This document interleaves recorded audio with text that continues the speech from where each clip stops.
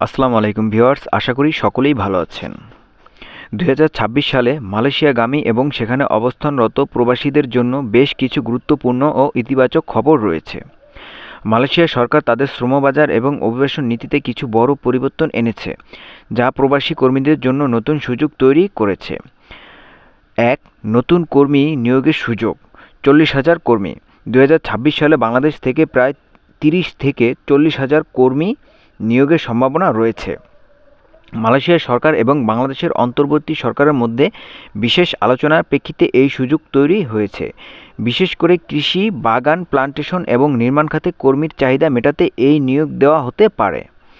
২. বেতন বৃদ্ধি, কর্মপাসের মেয়াদ বৃদ্ধি। মালয়েশিয়ার স্বরাষ্ট্র মন্ত্রণালয় গত ১৫ জানুয়ারি ২০২৬ তারিখে প্রবাসী কর্মীদের জন্য নতুন নীতিমালা ঘোষণা করেছে, যা ১ জুন ২০২৬ থেকে কার্যকর হবে। বেতন বৃদ্ধি, ক্যাটাগরিতে প্রবাসী কর্মীদের ন্যূনতম বেতন উল্লেখযোগ্যভাবে বৃদ্ধি করা হয়েছে। মেয়াদ, ক্যাটাগরি ভেদে কর্মপাস, ওয়ার্ক পাস মেয়াদ ৫ থেকে ১০ বছর পর্যন্ত নির্ধারণ করা হয়েছে। আগে এই পাসের কোনো নির্দিষ্ট সময়সীমা ছিল না।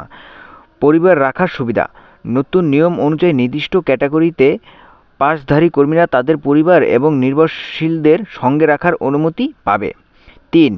নিয়োগ প্রক্রিয়ার স্বচ্ছতা, সিন্ডিকেট মুক্ত বাজার। বাংলাদেশ রিক্রুটিং এজেন্সিগুলোর জন্য শর্ত শিথিল করে একটি ইউনিফর্ম সিলেকশন সিস্টেম চালু করা হয়েছে।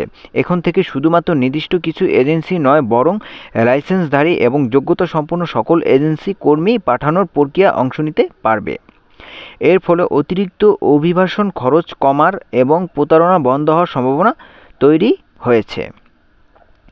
৪. অবৈধ কর্মীদের নিয়মিত হওয়ার সুযোগ। মালয়েশিয়া সরকার অনিয়মিত বা অবৈধ কর্মীদের বৈধ করার ব্যাপারে ইতিবাচক মনোভাব দেখাচ্ছে, যারা বর্তমানে সেখানে অবৈধ নথিপত্র ছাড়াই কাজ করছেন, এবং তাদের জন্য পুনরায় বৈধ হওয়ার কোনো বিশেষ প্রোগ্রাম বা সুযোগ আসতে পারে।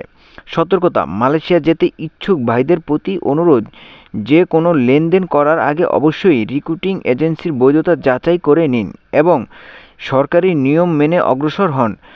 ভিজিট ভিসায় গিয়ে কাজ করা সম্পূর্ণ অবৈধ এবং এর বিরুদ্ধে মালয়েশিয়া সরকার বর্তমানে অত্যন্ত কঠোর। আপনি কি মালয়েশিয়া যাওয়ার প্রক্রিয়া বা ভিসা চেক করার নিয়ম সম্পর্কে আরও বিস্তারিত জানতে চান?